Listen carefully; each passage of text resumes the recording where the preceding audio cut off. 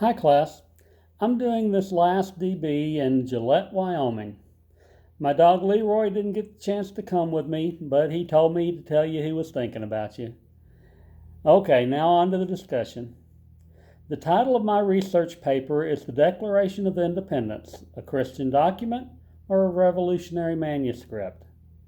By researching the Declaration of Independence and specifically the men who wrote it, I will provide a rationale behind my explanation of the Declaration as either a Christian document or not.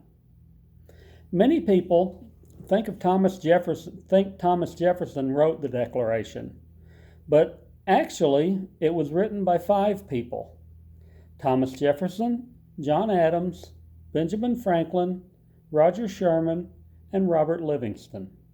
Collectively, they were known as the Committee of 5. My anticipated thesis for the paper was the Committee of 5 representatives who wrote the Declaration of Independence prove that religion played a part in the draft of that document and in the beginning of the Republic. However, the more I research, the more I find that the opposite may actually have been the case. Thomas Jefferson was a self-proclaimed Episcopalian, but was known as a deist. He believed in the Bible, but only the parts that didn't include supernatural events.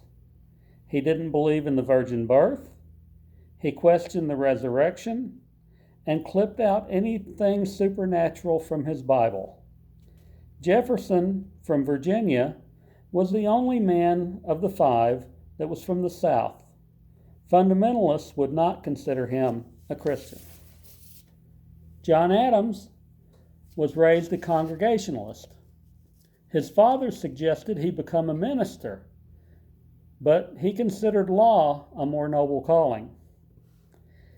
He came to reject fundamentalist doctrines such as Trinity and the divinity of Jesus. He eventually became a Unitarian. Benjamin Franklin was raised a Puritan and Episcopalian, but as a scientist he became a messenger of the Enlightenment era, and as Jefferson, became a self-proclaimed deist. Robert Livingston was an Episcopalian whose grandfather was a Presbyterian minister who left Scotland for Rotterdam. That's all the religion printed about Livingston. He was actually too busy doing other things. He owned 150,000 acres along the Hudson River in New York. He was known as the Chancellor because he held that position in New York for 24 years. He negotiated the Louisiana Purchase. Along with Robert Fulton, he developed the first steamboat. He was a law partner with John Jay, and that was before Jay became the first Chief Justice of the Supreme Court. And he was the first man to administer the oath of office to a president, George Washington. He was called back to New York on chancellor business and became the only writer of the Declaration of Independence that didn't sign it. Roger Sherman was a Connecticut Congregationalist.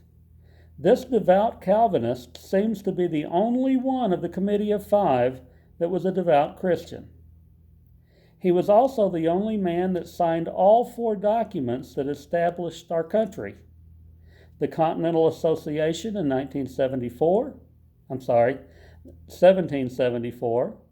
the Declaration of Independence in 1776, the Articles of Confederation in 1777, and the Constitution in 1789. With Roger Sherman being the only devout Christian, why would the Declaration include any wording in reference to God at all? Well, these men knew that the document that they were writing would result in a war. They were going to have their hands full with the British military. They didn't need additional resistance from their own citizens. They needed to frame the Declaration to provide a reason for revolution. The best way to do that is to show just cause to their Protestant citizens, and that's exactly what they did. So I hope you had a great class. I'm looking forward to completing this with you, and hopefully we'll see each other down the road. Thank you for listening. Good luck with your papers from Gillette, Wyoming. Have a great day.